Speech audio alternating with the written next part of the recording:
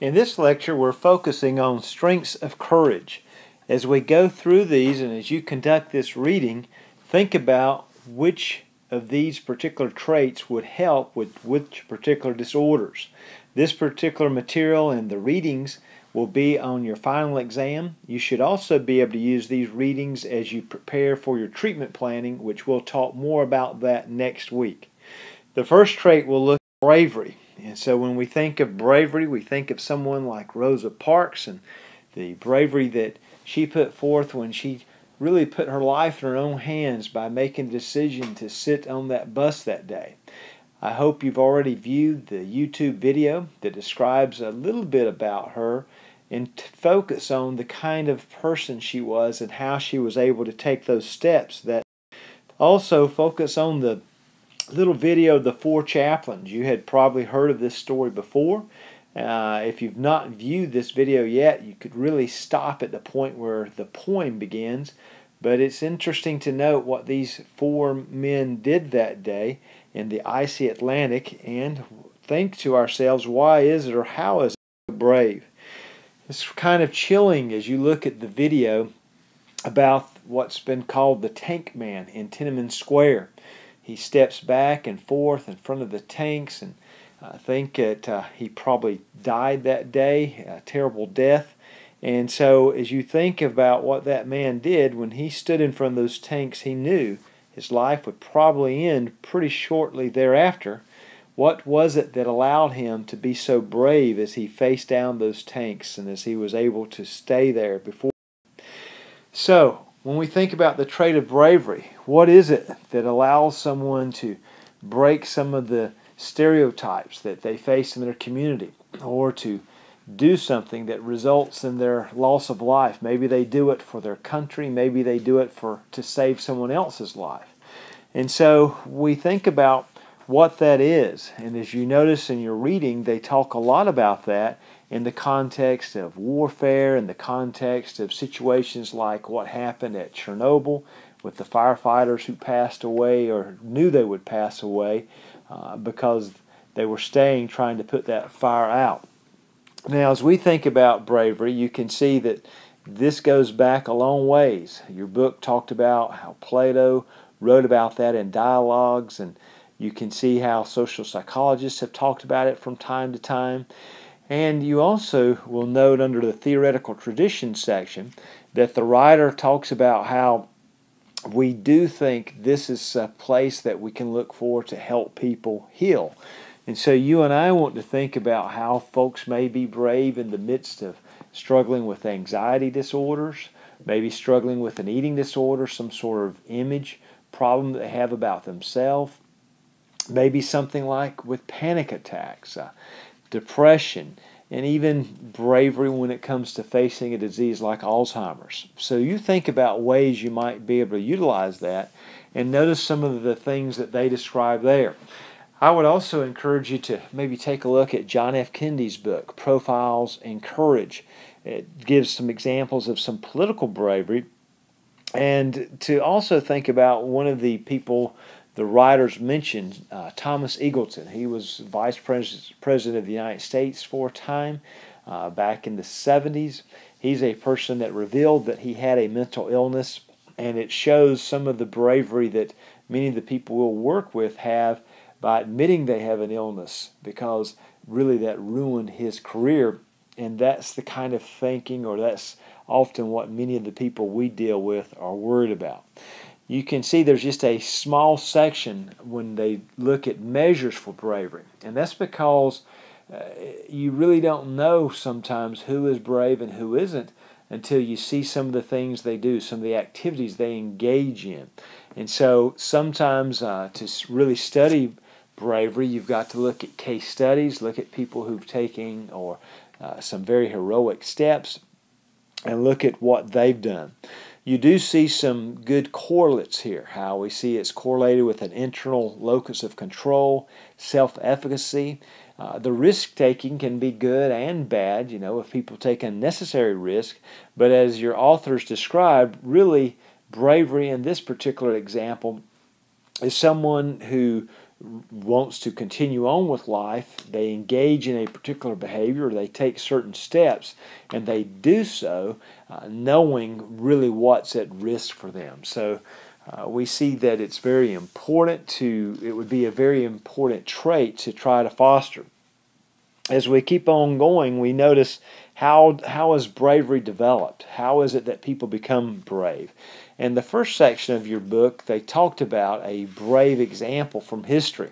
They described Sir Ernest Shackleton, and if you notice on your PowerPoint, there's a picture of him, and the ship is in the background. I will not go through what your book describes there, but how he really risked his life, he to save his crew, but also what you see happening with that crew is they all developed a brave attitude as a result. And so when you're thinking about developing bravery, it seems that it's important for people to be around other folks, at least one other person that's brave, and then that can lead on to more bravery. I believe in the section where it describes the development of bravery, they talk about the 442nd Regimental Combat Team that served in the European theater during World War II. That was a Japanese-American team. The whole unit was Japanese-American, and it's the most decorated unit of all U.S. military history. And so folks have studied those soldiers over time, and it's interesting. Many of them had relatives and parents who were in camps in the United States because of their race, but yet this group can perform bravely in France especially, and risk their lives, and many of them did lose their lives as they were trying to. And so what we see perhaps in that situation is these individuals, within them, there were some folks that were quite brave. Perhaps some of the things, even though they were being mistreated in the United States, propelled them to go forth and to be extremely brave, and you see it going through the whole unit.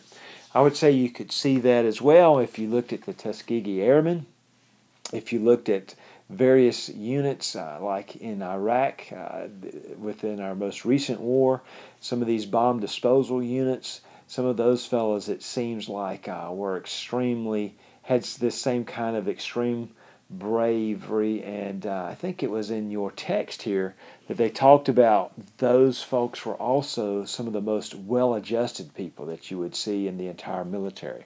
So the point is that folks seem to develop by being around that are brave, and so that seems to help enable people to step forward and be able to handle these things. In your text, they talk a lot about how some of the challenges that people have, and they talk about how people have often mastered certain skills, certain knowledge, and then they find themselves in a situation where other people might freeze or be frightened, and they're able to perform with bravery because they've got a high level of competence in that particular area. And they also talk about the aspect of modeling, which is really what we've already discussed. They talked as well about the gender and the cross-national and cross-cultural aspects of bravery. And you see that there's a lot of bravery that's been studied when it comes to military service. And really to this point, that has mostly been looking at men, because until very recently we didn't see as many women actually in combat situations. But you can definitely see bravery in other settings if we go and we think about some of those things. They also talk about deliberate interventions and quite a bit about that. Various folks like through history, Aquinas wrote extensively about bravery. They even talk about Adler and his concept of encouragement, which he indicated was giving heart to another. And so it's been quite difficult to develop interventions, but it looks like we might be able to engage in things like encouraging people or training people to help other people. And then when we're talking about people doing things that are kind of difficult or dangerous, training them or preparing them to do those particular things. It is interesting if and I should have put this on your PowerPoint, but they did talk about the Native Americans, the Mohawks, and in particular their work with skyscrapers. I think there are some good lessons there as well, because what we found was they did not really want outside groups working with them on some of those skyscrapers, like the Empire State Building, for example, in New York City. They helped build that.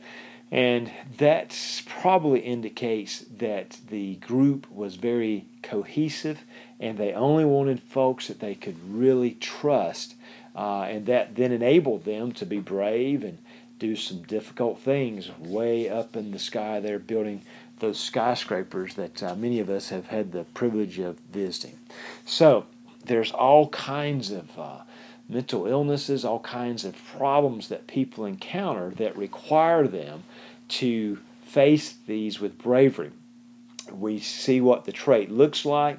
It looks like it would be difficult for us to measure if someone has that. So what we will probably need to focus on is who has it and how to get some of our clients or some of our students exposed to those people so that they could develop bravery themselves, because it does seem to be something that is contagious.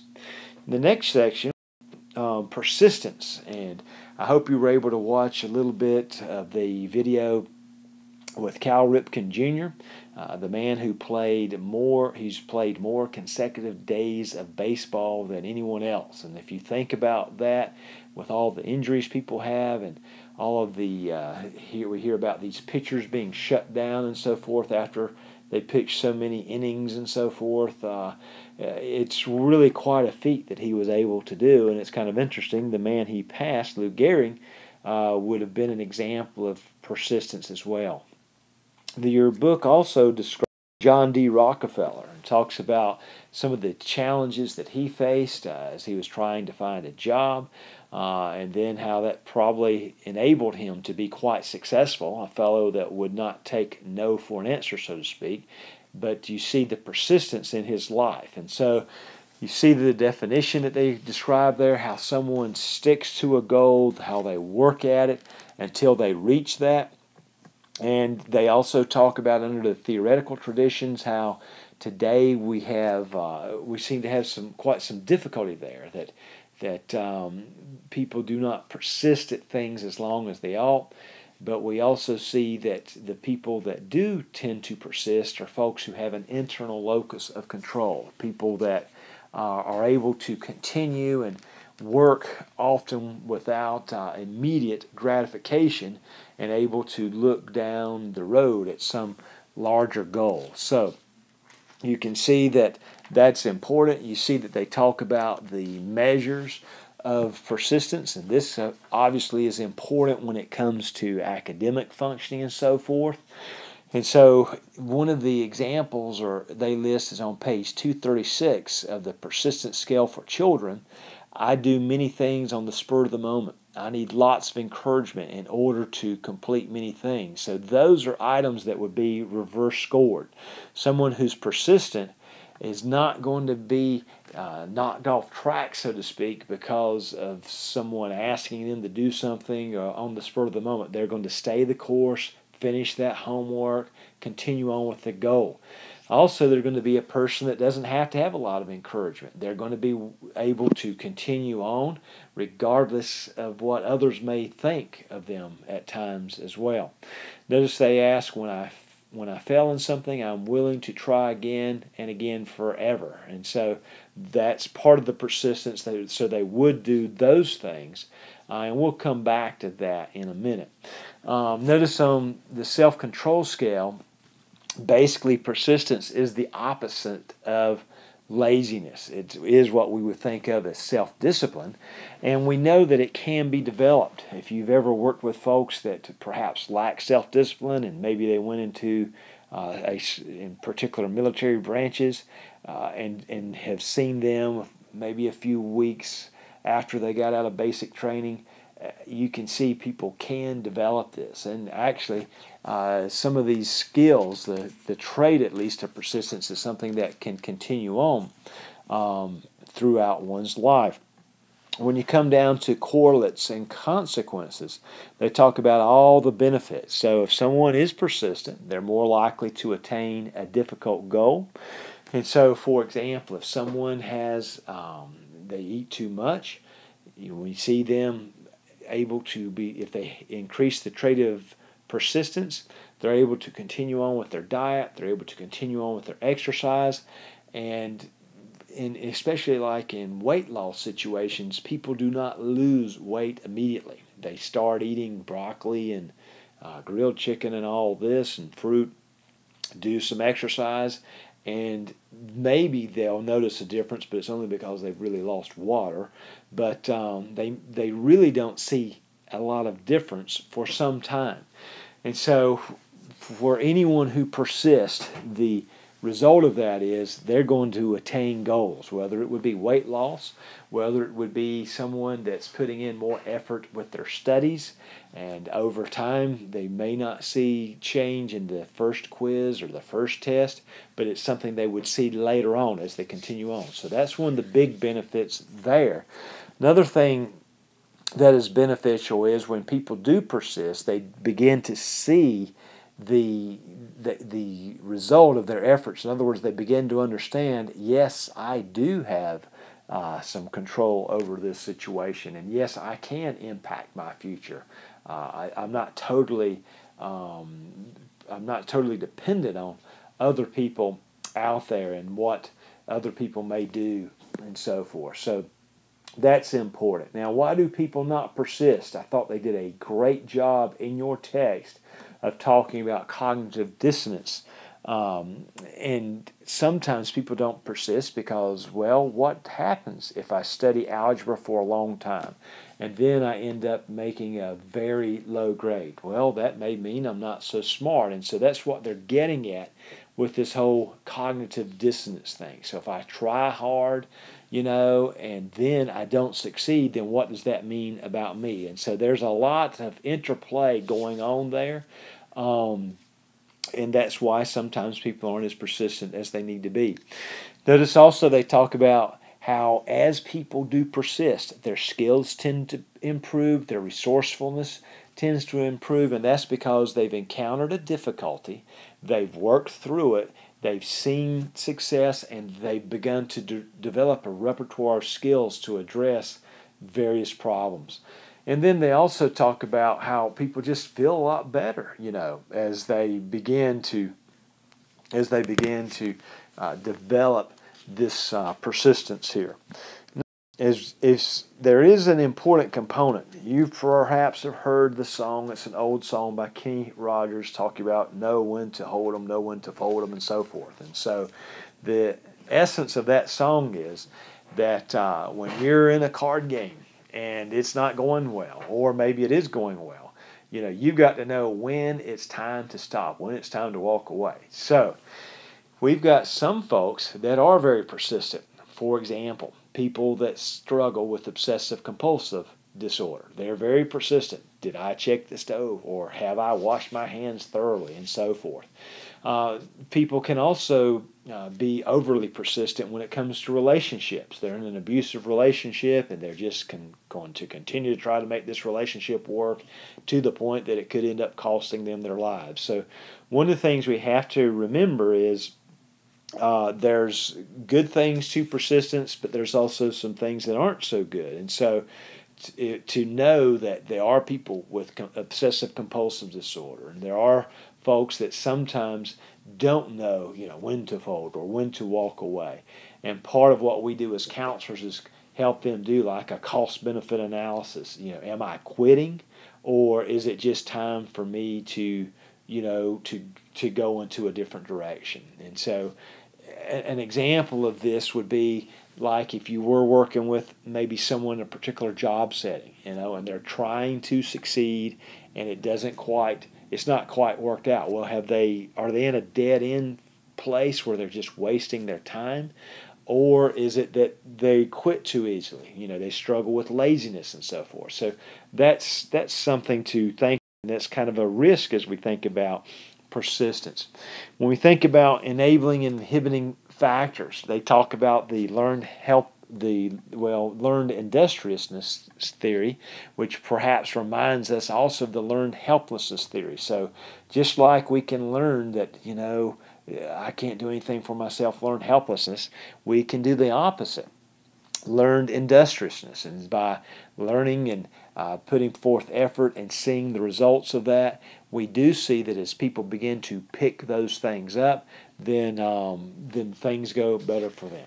They also talk about the importance of social support. So even though a truly persistent person really doesn't need that as much, that's one of the components. They're able to persist even though people would get in their way and even though people would try to discourage them.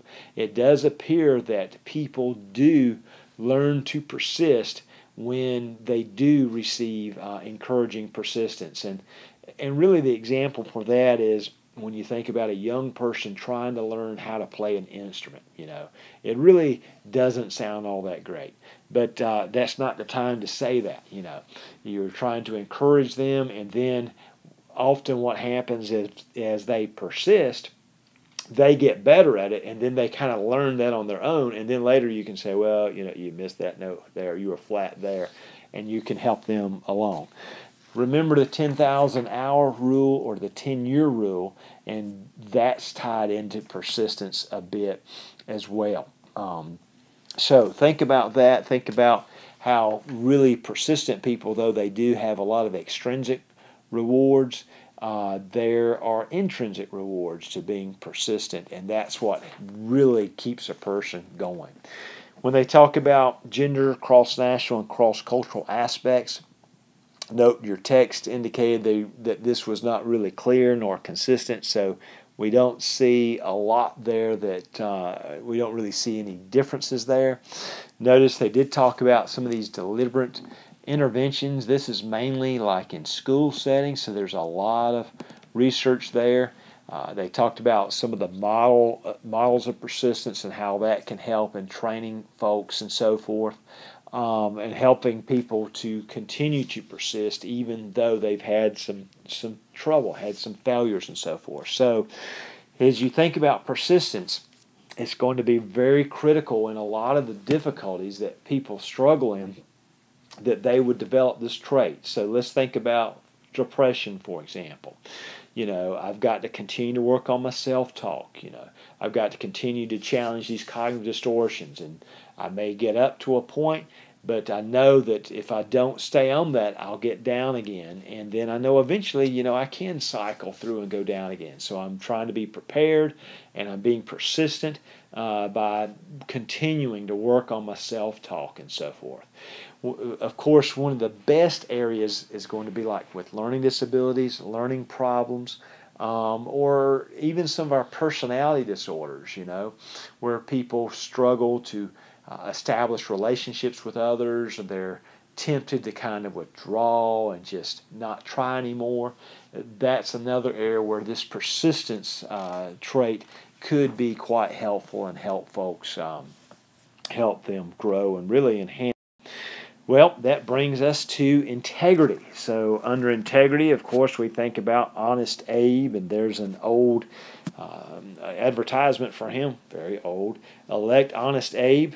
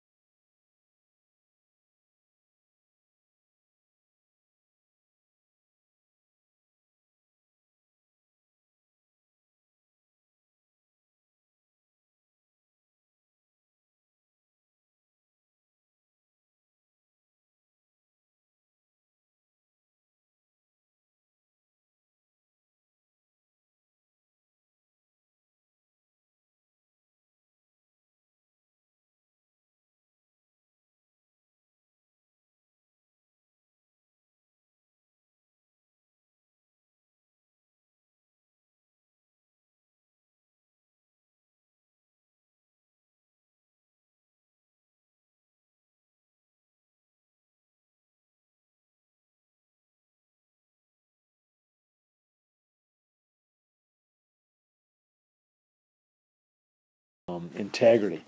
And so when you think about that, they do talk about the enabling and inhibiting factors. They talk a lot about parents, and you cannot overemphasize the importance of parental guidance in the development of integrity.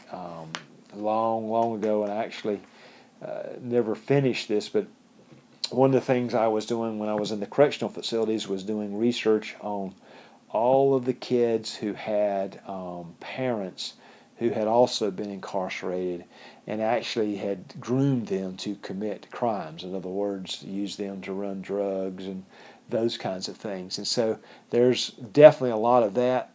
And so they also talk about the kinds of things that are modeled, the kinds of things that are taught, and then teaching them to deal with various stressors and so forth. There's little evidence or empirical evidence looking at the gender and the cross-cultural aspects. They do talk a bit about the Asian culture later on in that particular section, it seems like. But it does look like you see integrity valued when you really get down to it across cultures. And so then when we look at interventions, they talk about various types of therapy, various types of groups like the Girl Scouts and the Boy Scouts. I would encourage you to also include some of the moral reasoning interventions, some of the cognitive development interventions. And that's not just Kohlberg, it would be like Levenger and Robert Selman and some of those other folks, and almost go all the way back to Piaget and so forth. So, integrity. So you could try to use that with some folks that struggle with particular behavioral issues, like a conduct disorder situation. You can think of perhaps folks that are struggling with like bipolar. Sometimes when people get in a manic state, they do, if they have a lack of this trait, they may actually engage in breaking the law and so forth, whereas someone that's high in this trait would not. They would just be, partying all the time but still abiding by the speed limit or something, So you do see a difference there. And so think about how you might try to help folks increase the trait and what particular might match it up with. Next, we come to vitality, and I hope you didn't watch the entire interview there with Robin Williams, but I did want you to watch like the first 5 minutes or so. And the context of that is he's being interviewed after the events of September 11, 2001. And so folks have started flying again. Those of you who have some pretty good memories, you'll remember that was a strange time, like on the talk show circuit immediately after September 11th. It was a while before folks really got on, like the Lettermans and the Lenos, and told their little jokes and so forth, because they just didn't feel like they had permission to laugh again and so forth.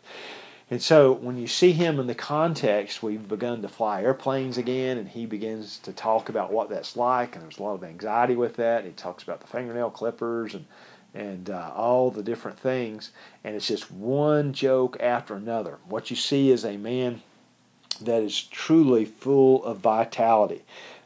Gave him, I believe, as an example, and also gave the Tony Robbins Fellow as an example, and that's just a guy that it looks like he's about made a living out of being someone that's full of vitality. So, and when you try to define vitality, it's almost like you just use the name of someone like that. You say Tony Robbins, or you say Robin Williams. It's someone that feels alive. It's someone that's got energy. You would think they must have some good health, although Robin Williams has struggled with that. We think of someone that is just really enjoys life, if you will. They talk about a lot of the Eastern and Western traditions when it comes to vitality, and how there's a very long history there, and that it's really important to someone's psychological well-being. They also talk about how it's tied to constructs like emotional vitality, and they define that over on page 277. And the C section talks about having low depressive symptomology and low anxiety. And so I think if you look at that section, you should look at all of that, but I think they gave us a roadmap there about how we can try to tie vitality to anxiety, try to tie vitality to depression. And there's a fellow out there that's done some TED Talks, and I forget his name. I think his last name maybe was Samuels, but you could Google that, and he talks about his own experience dealing with depression. It's really, he's given about 3 TED Talks, I think, and really, if you listen to what he says in that talk, you see that it is vitality that kind of helps him get out of that. So you think about what vitality is, and when you look at that section, I think they're showing you right there, you want to try to pair that with anxiety, and you want to pair it with depression and so forth. They talk about these measures. These are good. I think these are pretty good measures that just take many of them just a few minutes to complete. It's almost like it's a backhanded way, again, at looking at depression, and so that gives you a feel for what this is about. And they gave you some of the examples. You feel tired. Well, people that have depression are going to be lethargic. They're going to often struggle with fatigue and so forth. And so I think that's a good place to really look at. And go back a little bit to your Robin Williams video. I mean, I don't know how you felt when you first started flying after 9/11, but it was a strange thing. I actually flew out of Logan, and I thought to myself, well, did the guys come through here? Were these the TSA guards? And I now know those guys were not there at that time. But anyway, what was Robin Williams thinking? He's flying these long flights and so forth. And so as you listened to that, think about the jokes he told, but that very well may have been a coping strategy for himself. He's thinking about all these things the flight attendants say, and he's actually using humor perhaps to calm himself.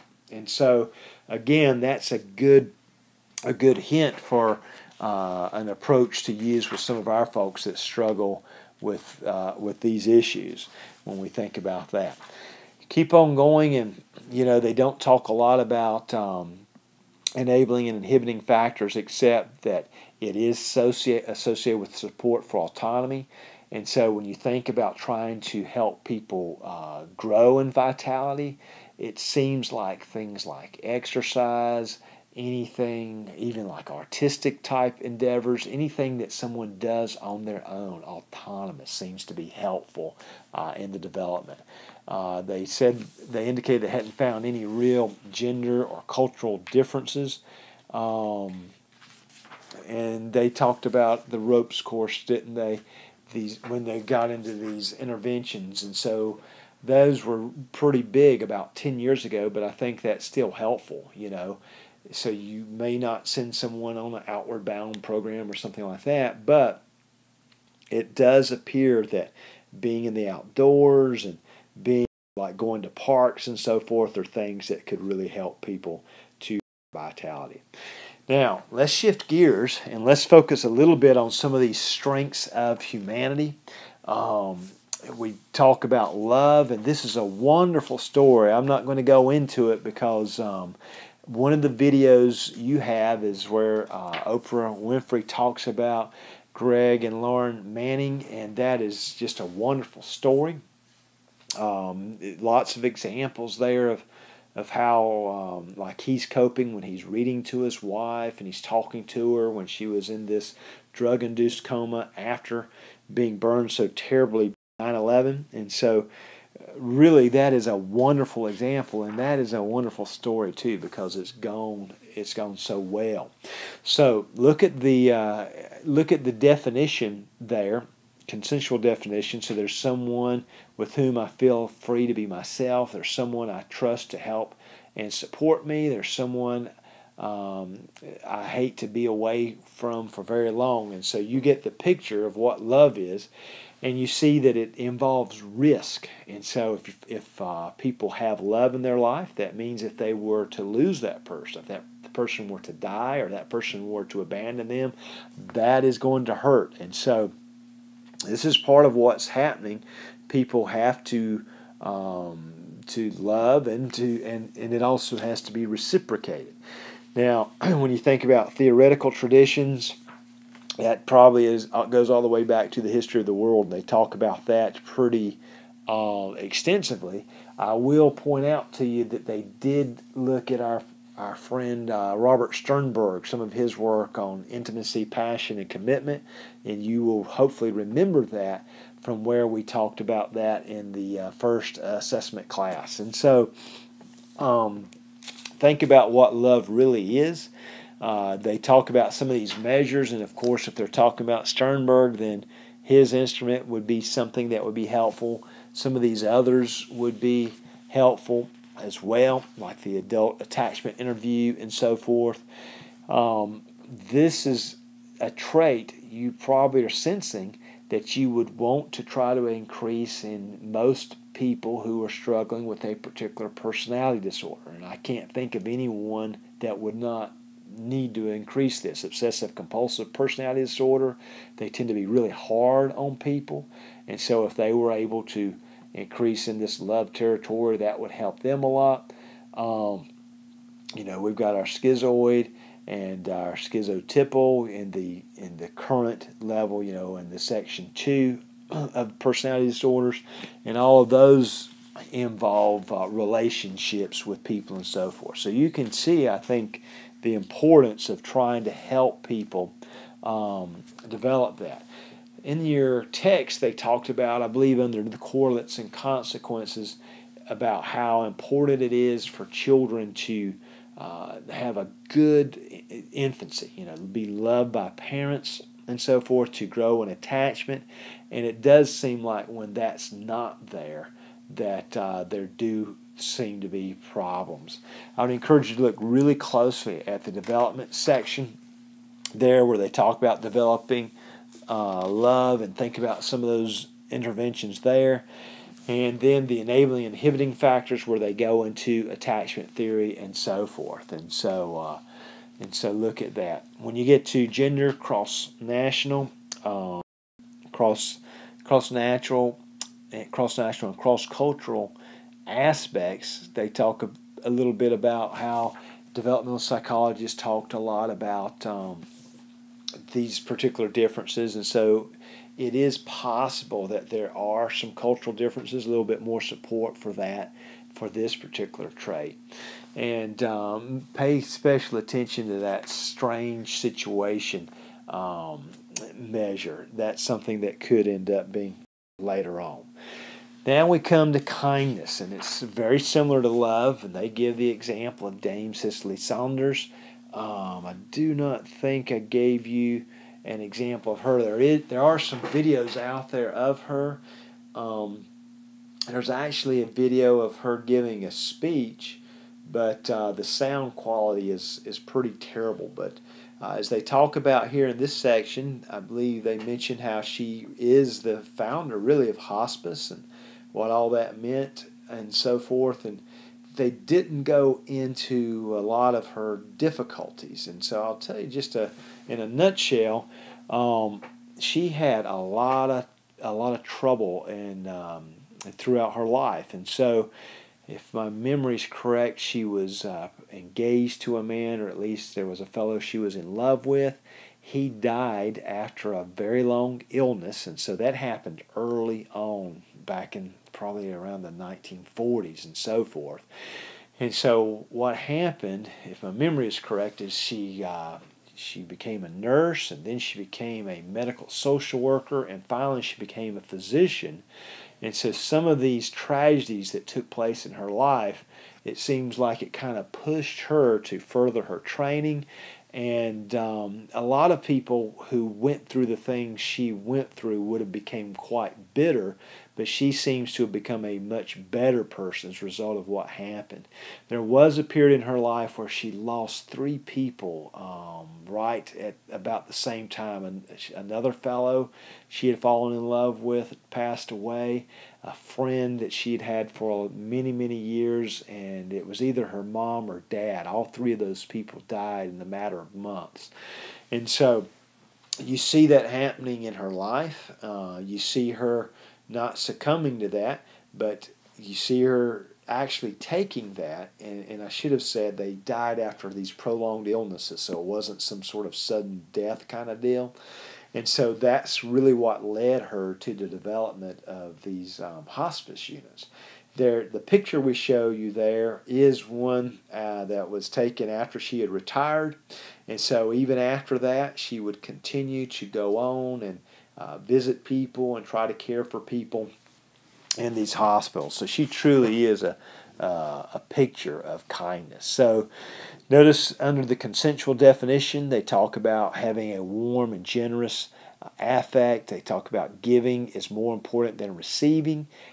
People in need require care. So these are people that are outward focused. And if you think of outward focused, meaning concern for others, how immediately that comes to our mind when we think about some of the problems like the anxiety, the depression, the eating disorders, getting folks' minds off themselves and onto others.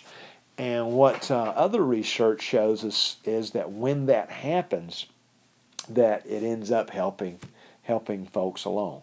When we look at theoretical traditions, obviously early Christianity, he mentions the Apostle Paul.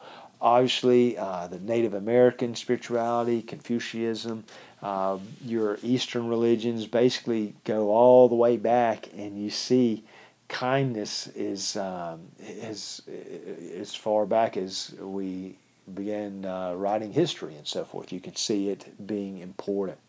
You do have these measures,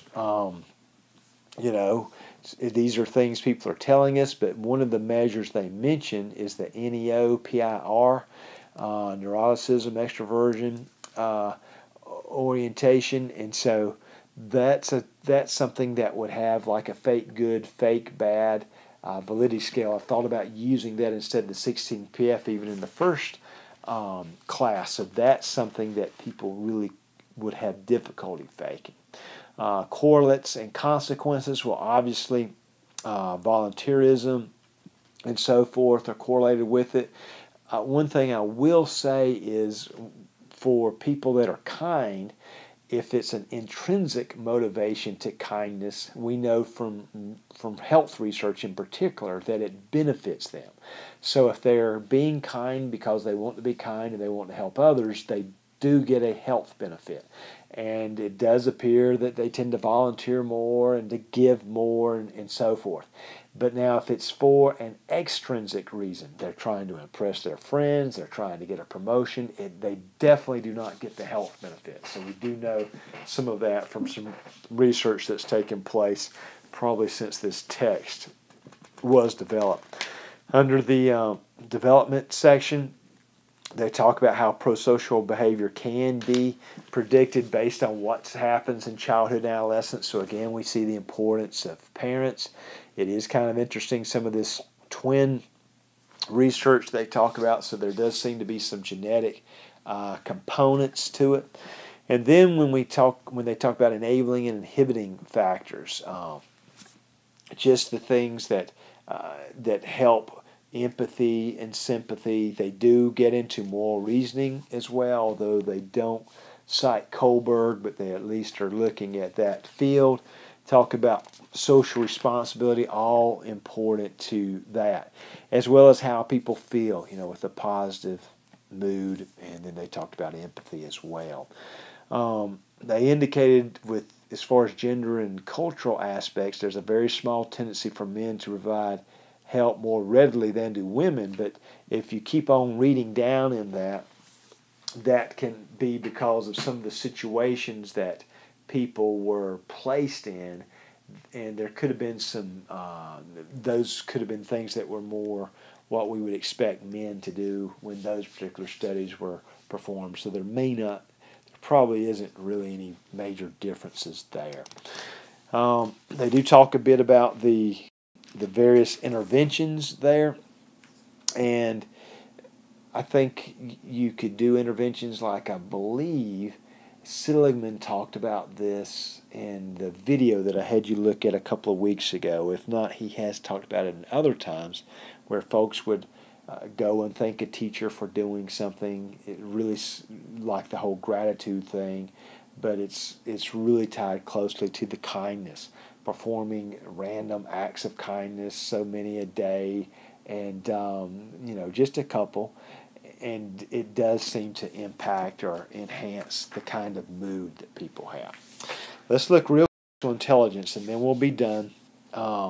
Social intelligence, you can see they're a little bit, well, look at the definition. They describe it as emotional information to facilitate cognitive activities. And one of the things they want you to know for sure is this is not really Goldman's emotional intelligence, which it kind of is and it kind of isn't. And so it's important to understand within the field, Goldman is kind of considered a pop psychology fellow, not a real researcher, so to speak. But what he's done is he's popularized some of this research and put his own little twist on it. So in some ways it's very similar, and knowing his material will help you with this. But they go back and they want you to know that it goes all the way back like to Thorndike, and you can see it valued in throughout history, and they talk a lot about that extensively in your text, and that is helpful. They do describe some of the measures, and these are probably better than some of those that are actually associated with Goldman's book. And so this is really good, and you can get those on your own. Although on one of his talks, he described that, and at this exact moment, that the website where you would get some of these is down. So anyway, hopefully it's up by the time you're hearing this little video. Then when you get to correlates and consequences, it's very similar to what you see in the Goldman work, where people tend to make more money, people tend to be happier, things just go better for people that are socially intelligent or emotionally intelligent. And so it does look like it's something that can be trained. And since this book was published, the American Psychological Association has tried to do that. Some of those interventions have come actually through Seligman. There have also been some through Sternberg, Robert Sternberg, who have utilized some of those as well. So yes, we can do that. They give under deliberate examples or deliberate interventions, the Boy Scouts and the Girl Scouts as well. But if you go to the APA website, I think you'll find a manual for trying to train youth in these particular skills. And what they have found is that the grades of the kids that are really trained in this, and then they may become a tutor, or they may be a peer helper, actually their grades go up. And so anything you could measure them on tends to be helpful. So read this thoroughly. You may need to look at it some more if you've already read it. Remember this material and what you see in the text. So really we're just kind of brushing over it quickly with this video. But what you see in that text, that's going to be what you'll be tested on with your final. And then you're trying to get in your mind, how do we pair these things? How do we utilize these things? And so with the last one, social intelligence, again, our personality disorders, where people are having all kinds of trouble with folks, that's an area to focus on. And then you might find some other areas as well, like the behavioral problems also. Well, I hope you have a good week, and I'll see you next week.